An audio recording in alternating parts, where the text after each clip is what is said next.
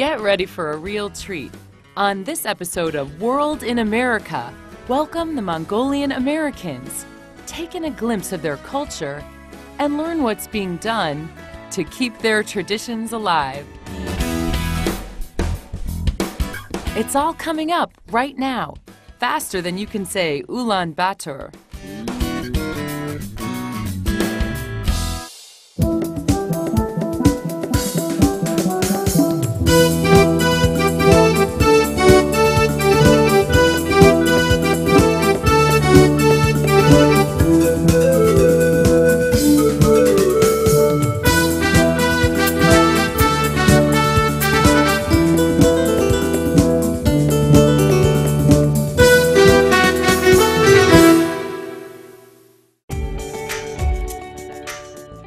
We Mongolians usually say, "Зуун төгрөгтэй байснаас зуун нөхөртэй байсан дээр," which means it's far better to have 100 friends than to have $100. So it means being in a vast area, in a remote vast area, money doesn't mean anything. Hello, world in America! Mongolian Americans are people who trace their origins back to Mongolia. Located between China and northeast Russia, it may be the least crowded country on Earth. Most of the population now lives in cities, like the capital, Ulaanbaatar, but 40% still enjoy a nomadic lifestyle out on the steppes. Don't let the rough landscape fool you. Mongolians are renowned for their hospitality, as well as their ancient and cosmopolitan culture. Their society embraces with equal measure Tibetan Buddhism, local tradition, a love for music, horse riding, and fine art. Here in the United States, Mongolian Americans are largely well-educated people with a keen eye for the future. Get to know their story better when World in America comes right back.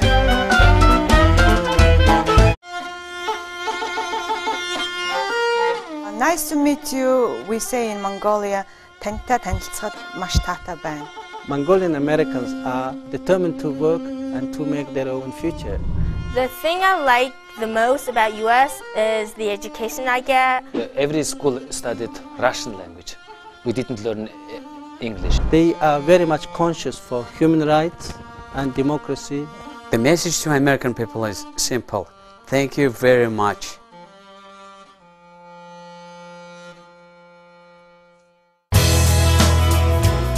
Today, nearly 20,000 people of Mongolian descent live in the United States.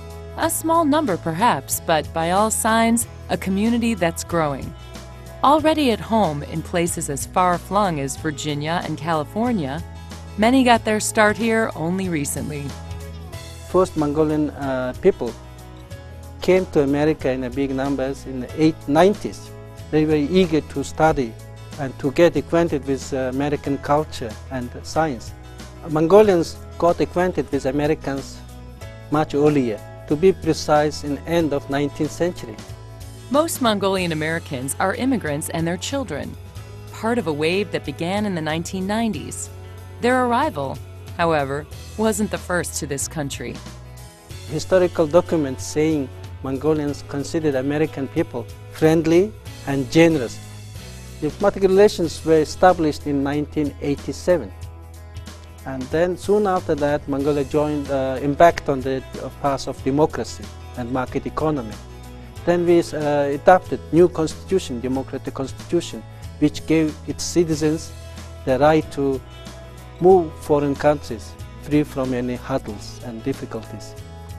Each and everybody were given passports, and if one afforded to buy tickets, they were easy to go foreign countries. Mongolia's turn to democracy in 1992 brought many changes, including the right to travel abroad. In the past 16 years, thousands have set out for America, eager to do business or for education. Like other newcomers, they soon find out that life in the land of opportunity comes with its own challenges. I came to the United States in 1998. I think it's been 9 years since then. My initial goal of coming to the United States was very naive because I was going to stay in America for 3 months, and my goal was to learn English. And I was so naive that I believed that I was going to learn English within 3 months. Learning the language is often just the beginning. I didn't learn that well to right away speak to any Americans or English-speaking people.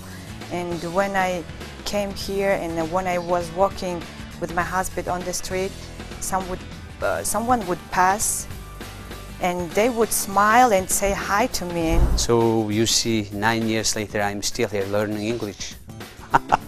Some people who came here without knowing English, they need to pick up English, to polish it, and to start their careers.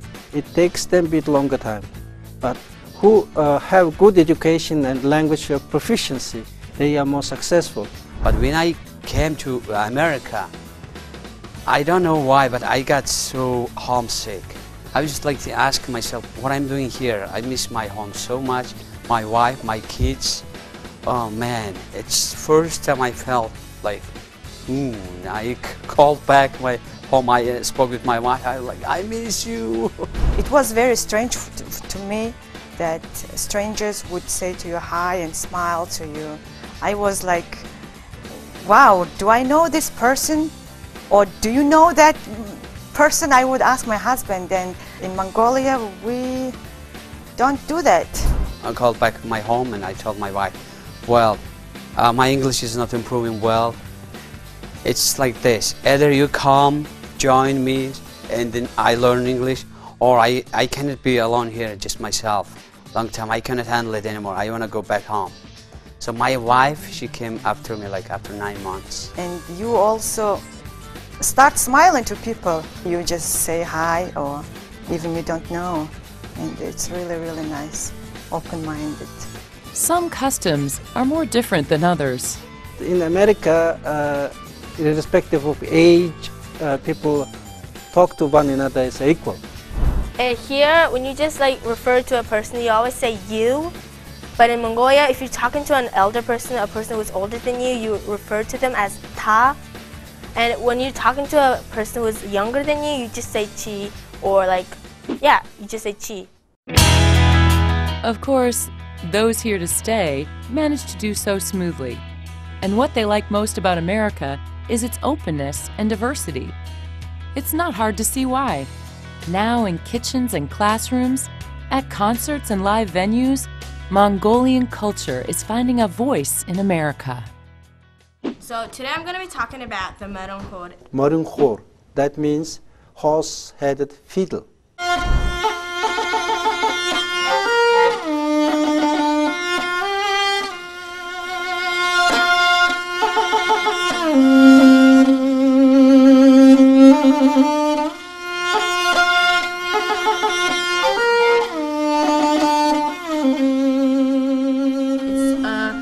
Traditional instrument from Mongolia, and as you can see here, it has two strings, and each string has a lot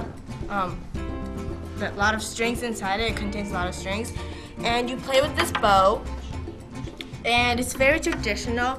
And there's this legend about the Marunghor, like how it was made a long time ago, and it goes like, there was this man who had a really beautiful horse. It was like magical, and it had like wings, and it was Snow White. And one day, his wife killed the horse, so he felt really bad, and before he buried his horse, he cut his tail off, and he carved his horse's head out of wood and put it on top, and made the strings and the bows out of the horse's tail, and played it. So when you play the Marunghor, it sounds like a horse is galloping.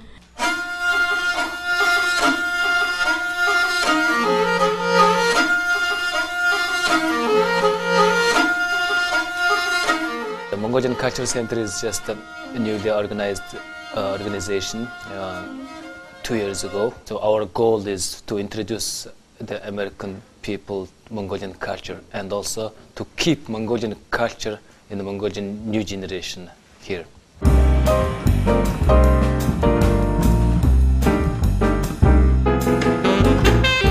we are kind of busy organization. We are doing every month 3 events. It's monthly 3 events. So one event is called Mongolian Studies Lecture Series. So it's the lectures in Mongolian language, and with the English translation is about Mongolian studies and Mongolian history. Another one is Mongolian Hour. It's dedicated to American people who are interested in Mongolia.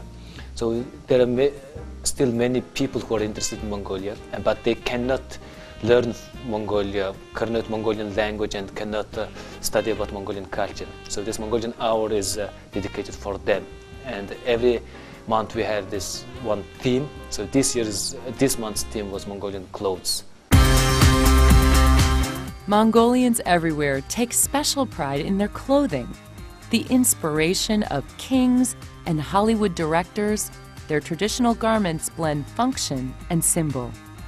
The variety of coats, boots, and hats reflect the many turns of Mongolian weather. Even the tiniest details can tell a story.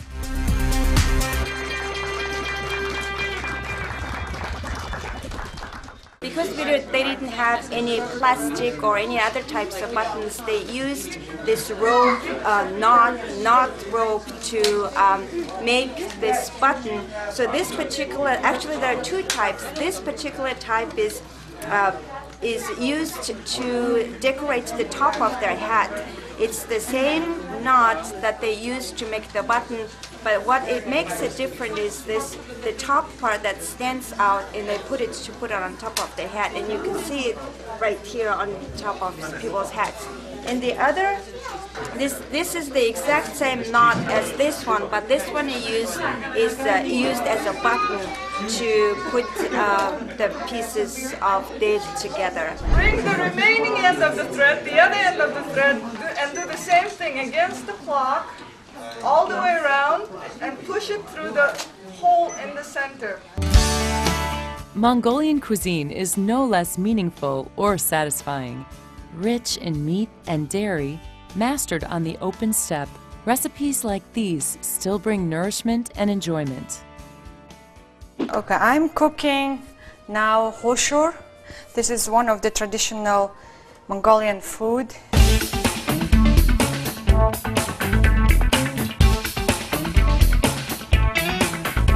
First of all, we need to chop the meat.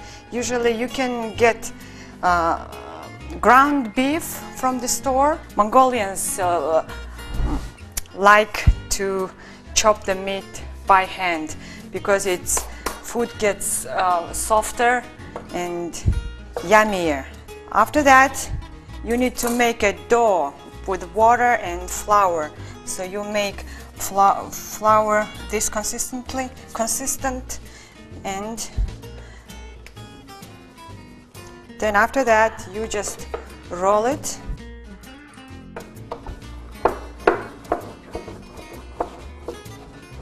Roll your flour in a round shape, and then put meat in the middle. I put in it some garlic, onions, pepper and salt, and just a little touch of water.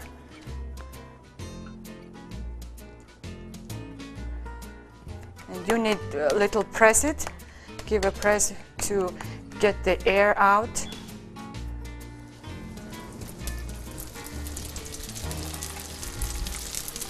One by one we're frying all of them.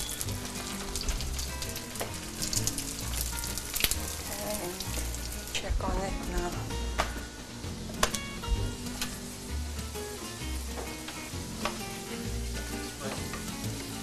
We are now, when it's get now brown, golden brown. I think it's ready now. Fast and hearty, dishes like kushur serve well, even on a hectic Wednesday. Sharing them as a family is just one way Mongolian Americans stay grounded in their culture. Find out more when World in America returns. Home is a natural place to pass on one's heritage, but sometimes it takes a bit of formal teaching to reach the next generation. My name is Inkush and I go to the Mongolian school in Arlington, Virginia. Well, this school established year of 2005. It's important to know your culture because you need to know who you are and you need to like pass it down to your kids and like on and on, you know what I mean? My assistant principal, Niam Suring, and I thought about that preserving our Mongolian culture in Arlington community area. My name is Inksaya and I go to Mongolia school. I've been going to Mongolia school about almost 2 or 3 years. And we noticed that our children is losing their background and their heritage, so we thought that we really need to have a school.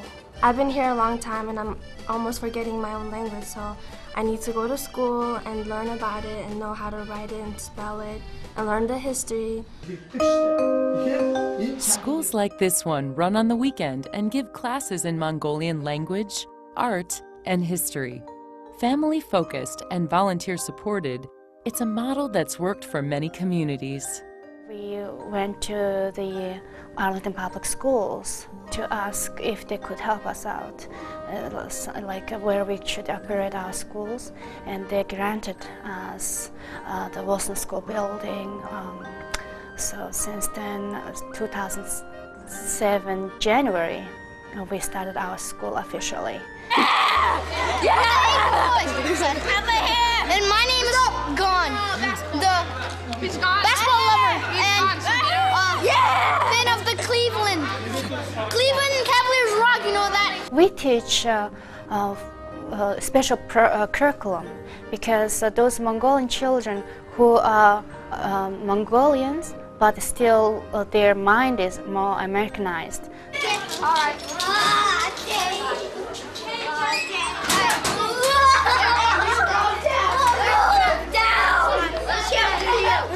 I teach here for culture, which is Mongolian culture and custom, what is the Mongolian tradition is. This is a hat that we've been using for a long time. This is our tradition, and we use this on special holidays like Tagasar. It's like Mongolian New Year's.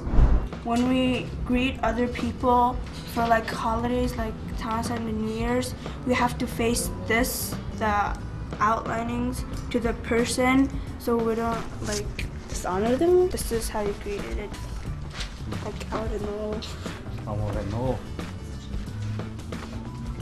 Yeah. I see that when those children grow up, more likely they will be Mongolian Americans, and hopefully they will do their best, and hopefully they will help back to the Mongolia. It's really important to still keep in contact with your culture, because it's who you are. It defines who you are. I wouldn't be a Mongolian if I didn't know my culture. What is Mongolian identity? What is the Mongolian culture is? So we can talk, but we have to show them, we have to let them know how we relate with the name of Mongolia, what is the life in Mongolia. We do not have any supplies. Just go outside, get Mongolian books or Mongolian textbooks from the store. So therefore we order them from Mongolia. Students learn more than reading and writing. They get a chance to see the foundations of their culture. Most Mongolians are nomads. They move around a lot, so the good is easy to break apart. And it has walls which are really strong because they are triangular. And the door is really important because it always faces north. The people inside have to be in a specific position, or not a position, sit in a certain place.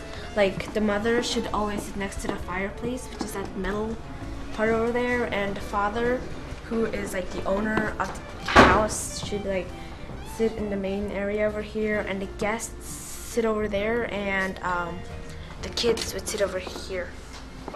Hi.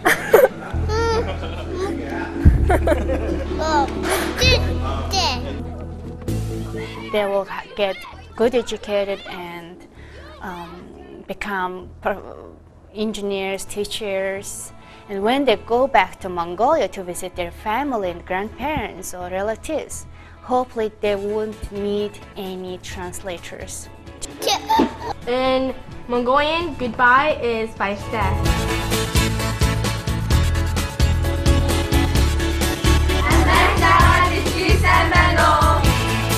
Hello, world in America. If you really want to know us, Mongolians say, look to the Gur.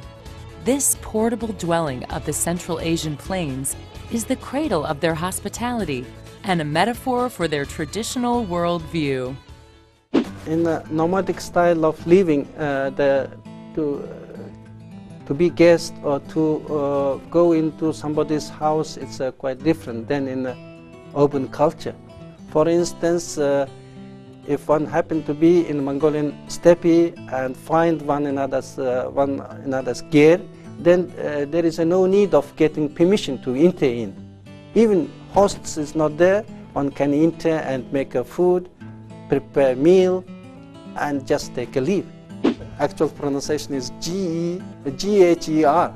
It's derived from Sanskrit, name of ghar or household. It's a convenient nomadic style of living, made by lattice, covered with sheep wool, easily maintained or construct within half an hour. So the Gur is a smaller world. So if they can learn many things inside the Gur, it's the same thing in the country, in the world. So for example, when they enters the Gur, and then it's the very specific seats for women or men. As you know, Mongolia, it's a country of blue sky. We offer this blue sky to our respected guests or friends as a greetings. We hold it like that, and we also offer a blue scarf to the elders on the first day of New Year. It's a sign of respect and goodwill. Mongolians are very generous. They would give to their guests the best they have in their house, the best food, and they would cook for them the freshest one they have. Every year we have big wrestling tournaments in which 524 professional wrestlers take part, and out of 524, one big and skillful one becomes champion. And also there's where the kids sit, and then also there's all this furnitures of the Gur has their own places. So everything is very well organized in the Gur. Host wouldn't mind in his absence if somebody had come and made a rest. It's a unique culture of Mongolia. And then host usually be happy to have opportunity of helping others. And in return, guests usually leave something like a firewood or bring water from the wells or rivers. It's a sign of return gratitude. Mongolian Americans are a vibrant, adaptive people with strong ties to the wisdom of the past.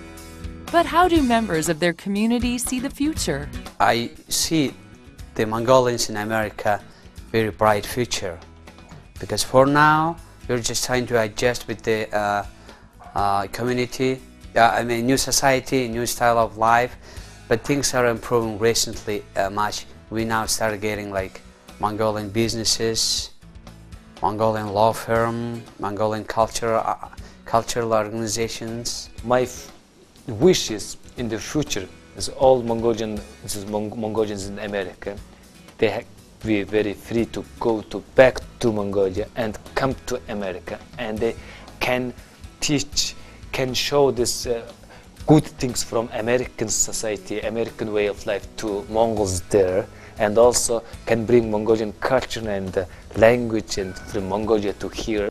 Though it's small, it's a fledgling and promising young community which is eager to make its own share to the blending culture of America. They should appreciate who they are from, and also, even though we are living in different countries, we need to appreciate to this American community that providing us the way they are helping us out. We should appreciate and respect them. We are going to be members of this multicultural nation, but we are not going to be here like guests. We are going to be members, not just members, but good members of your community.